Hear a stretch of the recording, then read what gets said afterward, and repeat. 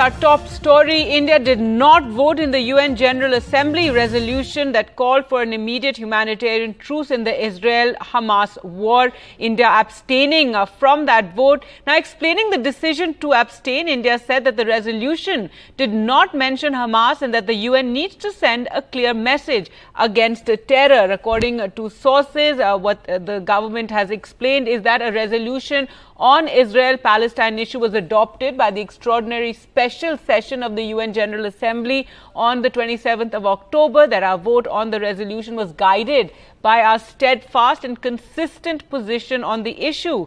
Our explanation of vote reiterates this comprehensively and holistically. There can be no equivocation on terror. The EOV categorically states the terror attacks in Israel on the 7th October were shocking and deserve condemnation. Our thoughts are also with those taken hostage. We call for their immediate and unconditional release. So, India not voting on that UN General Assembly resolution. In fact, from Asia, India and Philippines are the two countries that abstained from the vote that called for an immediate humanitarian truce in the Israel-Hamas war.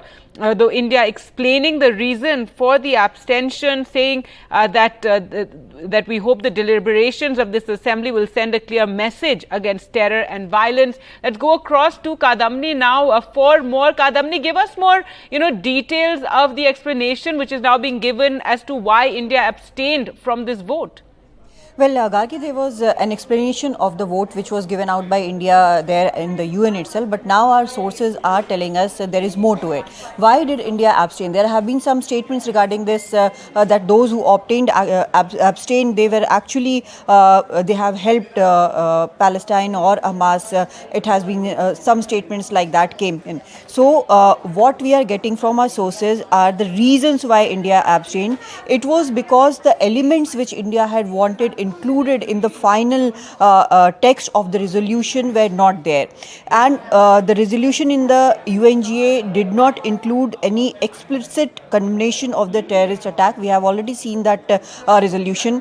An amendment was moved to include this aspect, but prior to this vote on the main resolution, India did vote in favor of amendment. This one got around 88 votes in favor of the amendment, but that is not the requisite 2/3 of the votes, and that's the reason it was not included in the final text of the resolution, and that is the most important part because of which India has abstained. Now, India has said that India stands for a supported negotiation for the two-state solution to Israel-Palestinian problem. That has been an Indian stand for a long time. India has unequivocally condemned what had happened on 7th of October, and they have said that the casualties in the ongoing conflict in Gaza are a telling, serious and continuing concern. Civilians, especially women and children, are dying, paying with their lives.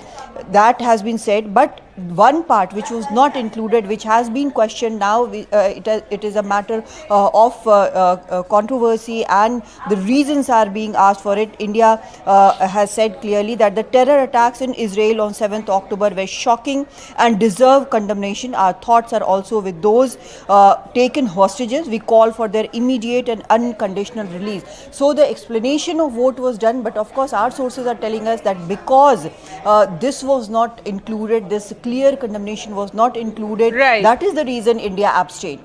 Right, and Kadamni, the reason, why this explanation is also very important is that we know currently all countries are watching, the stand very closely. India stand, other countries stand, the Arab world is watching how countries are, standing on this issue. The Western world is also watching.